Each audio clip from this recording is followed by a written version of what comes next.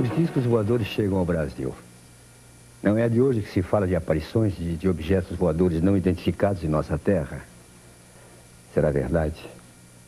Bem, acreditando ou não, registramos histórias como a de um piloto brasileiro que teria sido cercado por 13 naves extraterrestres. Veja a história dos OVNIs nacionais que tem mobilizado até ministros de Estado. O que ocorreu anteontem à noite foi que os radares detectaram vários objetos não identificados. Na noite de 19 de maio de 1986, os radares do Sistema de Defesa do Espaço Aéreo Nacional captaram uma estranha movimentação nos céus de São Paulo e parte do Rio de Janeiro. O acontecimento teve grande repercussão.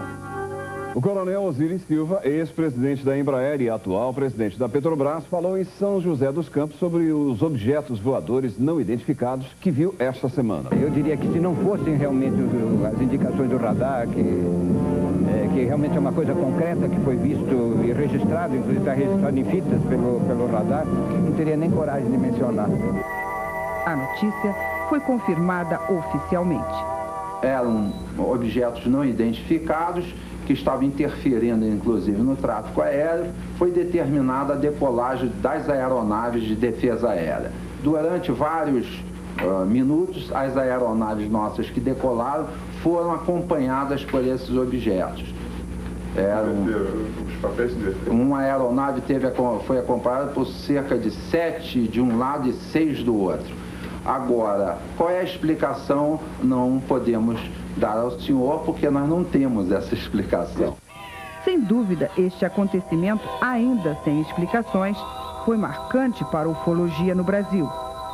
Mas a presença dos discos voadores em nosso país já vem sendo documentada desde 1952. O primeiro caso aconteceu no dia 7 de maio, na Barra da Tijuca, no Rio de Janeiro. Este pode até não ter sido o primeiro disco voador a visitar o Brasil. Mas Ed Kessel, da revista Cruzeiro, na época, foi o autor dessas fotos, as primeiras publicadas pela imprensa brasileira. O fotógrafo lembra que ele e o repórter João Martins estavam observando os aviões que passavam ali pela Barra em direção ao aeroporto Santos Dumont, quando, de repente, surgiu um avião que parecia voar apenas sobre uma das asas.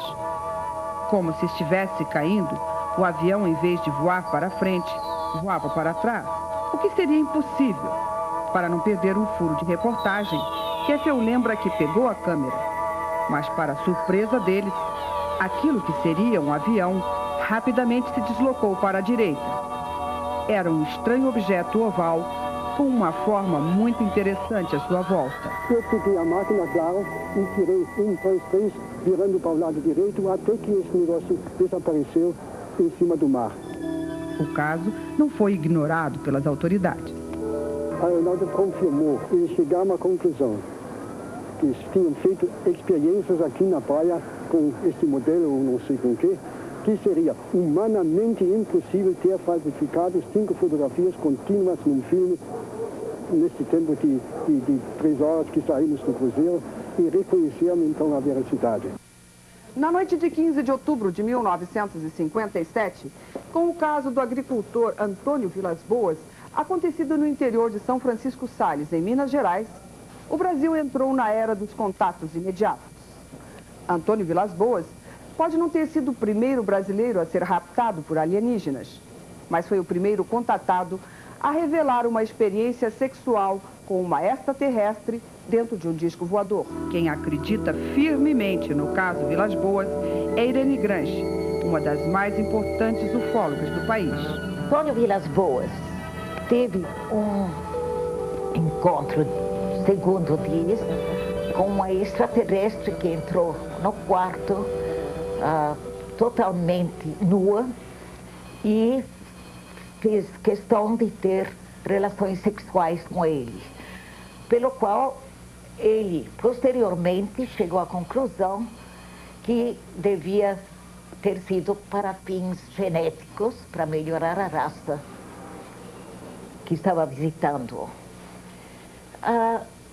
A impressão que deixou na época era de dúvida, porque as pessoas ainda não estavam preparadas, digo as pessoas, o público, a aceitar um fato como esse.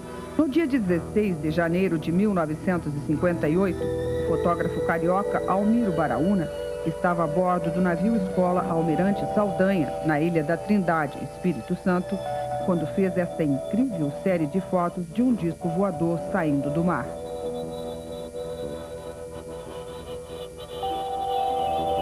Estava com 6 chapas na máquina. Bati a primeira, a segunda, a terceira.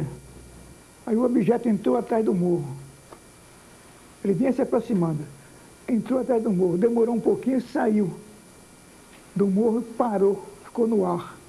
Parecia assim um balão apagado. Eu bati mais 3 chapas e o filme acabou. Ele se dirigiu ao horizonte e desapareceu. A marinha inteira sabe que aquilo foi uma coisa real, que tinha 48 testemunhas. Os casos de aparecimentos de objetos voadores no Brasil são cada vez mais frequentes. Mas são depoimentos como os dos pilotos que tentaram se aproximar dos OVNIs na noite de 19 de maio de 1986 que podem dar credibilidade a outros casos semelhantes.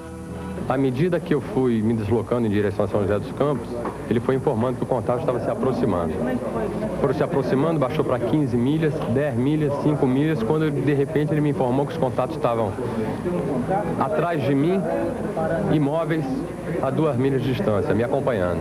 A segunda aeronave, F-5, nós observamos no nosso radar que houve a formação de diversos ecos à sua cauda. Em torno de 6 ou 7 ecos à esquerda e à direita da aeronave. Isso pode-se dizer que esse F-5 foi perseguido? Poderia.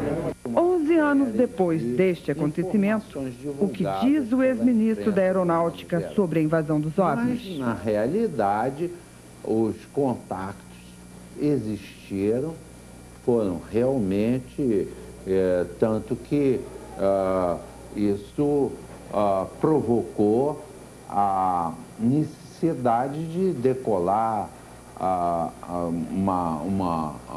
decolagem de várias aeronaves para, inclusive, testar e verificar essas incursões que ocorreram na área, basicamente, de São Paulo. Então, isso é incontestável, que houve, não há a menor contestação. Agora, tecnologicamente, na realidade, nós não tivemos uma explicação. Em breve voltaremos ao assunto.